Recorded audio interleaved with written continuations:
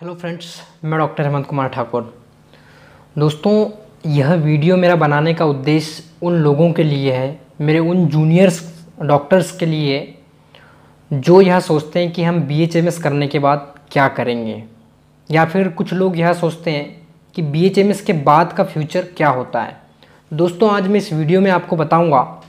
Video को last तक ज़रूर देखिएगा। यदि आप होम्योपैथी विंग से जुड़े हुए हैं, होम्योपैथिक फील्ड से जुड़े हुए हैं, या फिर होम्योपैथी स्टूडेंट हैं, या फिर डॉक्टर्स हैं। तो दोस्तों, क्या होता था जब हम फाइनल ईयर में थे, या फिर जब हम सीनियर थे, हम जूनियरों से पूछते थे, जो फर्स्ट ईयर फ्रेश बैच आती थी उनसे हम पूछते थे कि भाई आपने बीएचएमएस में एडमिशन क्यों लिया। तो उनका मैक्सिमम एक ही आंसर आता था कि सर हमने नीट की तैयारी किए या फिर पीएमटी की तैयारी किए, जो भी है, उसके बाद हम लोगों को एमबीबीएस में एडमिशन नहीं मिल पाया, इसलिए हमने बीएचएमएस में एडमिशन ले लिया। दोस्तों, बहुत बुरा लगता है यह सुन के कि हमें उस चीज़ में एडमिशन नहीं मिल पाया, इसलिए हमने बीएचएमएस में एडमिशन लिया। दोस्तों, सबसे पहले एक बात जान लीजिए, यदि लाइफ में कुछ करना है ना, तो एक बात का ध्यान रखना बहुत ज़रूरी है। जो आपको मिला है ना, उसमें खुशियाँ ढूंढने की कोशिश करो, ना कि जो नहीं मिला उसमें डिप्रेस हो आप। ठीक है ना। मतलब जो आपको मिला है, जो आपको ऊपर वाले ने दिया है ना, उसमें आप खुशियाँ ढूंढने की कोशिश करो। उस फील्ड के फ्यूचर के बारे में सोचिए। आप ये मत सोचिए कि मुझे वो नहीं मिला इसलिए मैंने ये किया। सबसे पहली चीज़, ठीक है ना। उसके बाद बात करते हैं दोस्तों हम कि बीएचएमएस के बाद हम क्या क्या कर सकते हैं और अपने फ्यूचर को कैसे ब्राइट कर सकते हैं।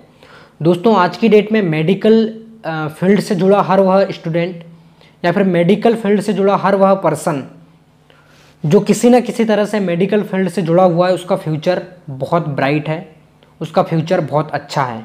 बस डिपेंड करता है कि आपकी स्किल्स क्या हैं, आपके अंदर कितना टैलेंट है। ठीक है ना।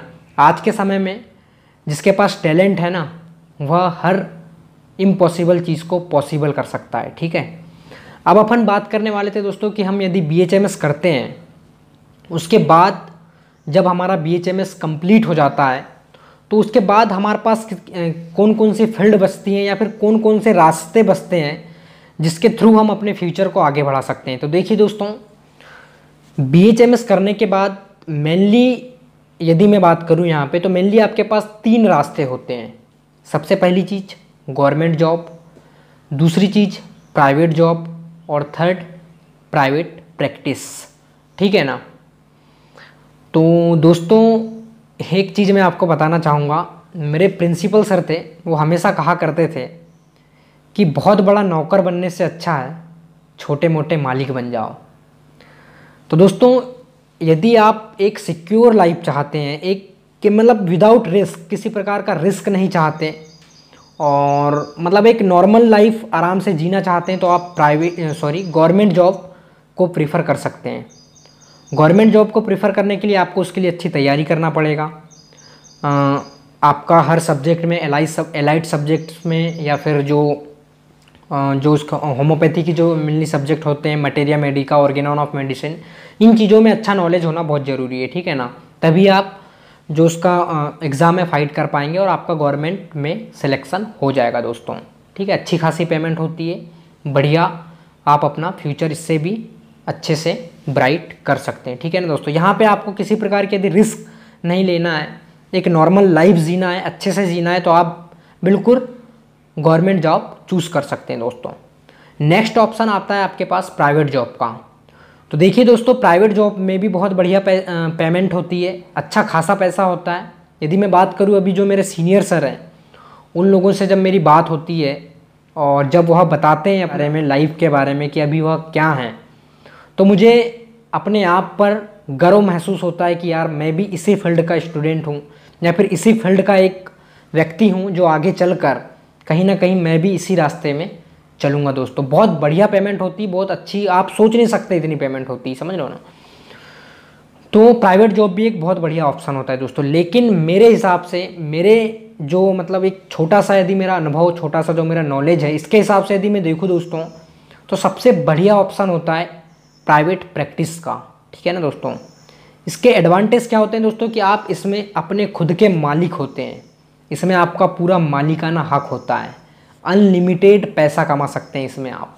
डिपेंड करता है आपके अंदर स्किल्स कितनी है पैसा कमाने की।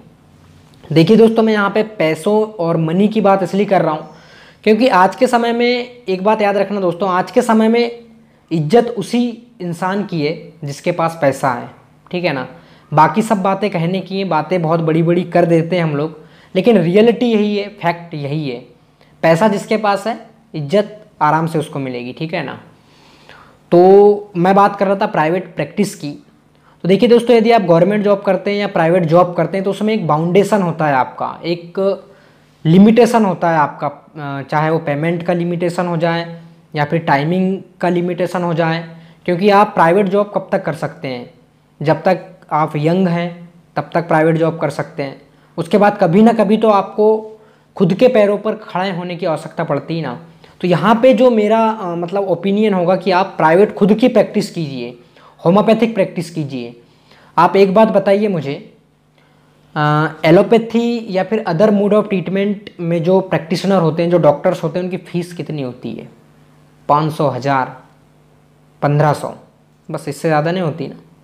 लेकिन एक होम्योपैथिक फिजिशियन की फ़ीस कितनी होती है पता है आपको? 4000, 5000, 6000। लेकिन डिपेंड करता है आपकी स्किल्स के ऊपर।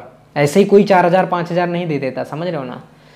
और यहाँ पे मैं किसी दूसरी पैथी को क्रिटिसाइज नहीं कर रहा हूँ कि वह पैथी गलत है, या सब पैथी बहुत अच्छी हैं। हर पैथी का एक इम्पोर्टेंस है, एक फील्ड है, एक स्कोप है, एक लिमिटेशन है, ठीक है ना। यह डिपेंड करता है कि आपके अंदर कितनी स्किल्स है, आपके अंदर क्या कला है, ठीक है ना दोस्तों। तो यहाँ पर आपको यह नहीं सोचना है कि यार मैं होम्योपैथी में आ गया या फिर BHMS में एडमिशन ले लिया तो मैं क्या करूँगा। आप बहुत कुछ कर सकते हैं, आप सोच नहीं सकते इतना कुछ कर सकते हैं, बस आपको करने की ज़रूरत है यहाँ पे दोस्तों, समझ रहे हो। यहाँ पे समझने की ज़रूरत है आपको। और प्रैक्टिस में यदि आप आते हैं तो आपको यहाँ पर कुछ मॉडर्न प्रैक्टिस करने की ज़रूरत है, क्योंकि दोस्तों जैसे जैसे जनरेशन अपग्रेड हो रही है, हमें भी अपग्रेड होने की ज़रूरत है, हमें भी अपडेट होने की ज़रूरत है, ठीक है ना। हमें भी जनरेशन के साथ चलने की ज़रूरत है यहाँ पर, ठीक है। हमें जैसे कि पहले के टाइम में क्या होता था कि होम्योपैथी का नाम सुनते से ही लोगों के दिमाग में एक चीज़ अरे वो बोले वो साबुदाने की सफ़ेद वाली गोली, ऐसा नहीं है दोस्तों। यही चीज़ तो आपको दिमाग से निकालना है। लोगों के दिमाग में रहता था अरे वो तो 2-2, 1-1 घंटा केस टेकिंग लेते हैं, उसके बाद दवा निकालते हैं। तो देखिए दोस्तों, आज के समय में जो नई जनरेशन में नए जो अपडेट्स आ रहे हैं, जैसे कि कंप्यूटराइज्ड रिपोर्टराइजेशन हो गया आज के टाइम में, और बहुत सारी चीज़ें हैं, तो आपको यहाँ पे अपडेट होने की ज़रूरत है। लोगों का सोचना बहुत सही है, क्योंकि आपकी जो इमेज है लोगों के सामने वही है जो लोग बोलते हैं। तो यहाँ पर आप लोगों को इमेज बनाने की ज़रूरत है, ठीक है ना। मैं उसके बाद यदि आप कमेंट करके मुझे बताएंगे कि एक मॉडर्न प्रैक्टिस एक होम्योपैथिक फिजिशियन कैसे कर सकता है, तो उस टॉपिक पर भी मैं एक वीडियो बना सकता हूँ, यदि आप मुझे बताइए तो दोस्तों बस मेरा वीडियो बनाने का यही उद्देश्य था कि आपको जो मिला है ना, आप उसमें खुशियाँ ढूंढने की कोशिश करो, ना कि उस चीज़ को सोचकर डिप्रेशन में जाओ कि मुझे वो चीज़ नहीं मिली। तो बस दोस्तों, आज के वीडियो में इतना ही। यदि वीडियो पसंद आए तो प्लीज़ लाइक करके मुझे ज़रूर बताइएगा, और कमेंट करके ज़रूर बताइएगा कि आपको यदि एक मॉडर्न प्रैक्टिस कैसे करना है, या फिर एक डॉक्टर्स को आज की जनरेशन के हिसाब से कैसे डील करना होता है पेशेंट के साथ। यदि कमेंट करके बताएंगे आप तो मैं इस टॉपिक पर वीडियो ज़रूर बनाऊंगा। तो मिलते हैं फिर से नए टॉपिक में, नए मेडिकल अपडेट के साथ, नए मेडिकल टिप्स के साथ। जब तक के लिए जय हिंद, जय भारत।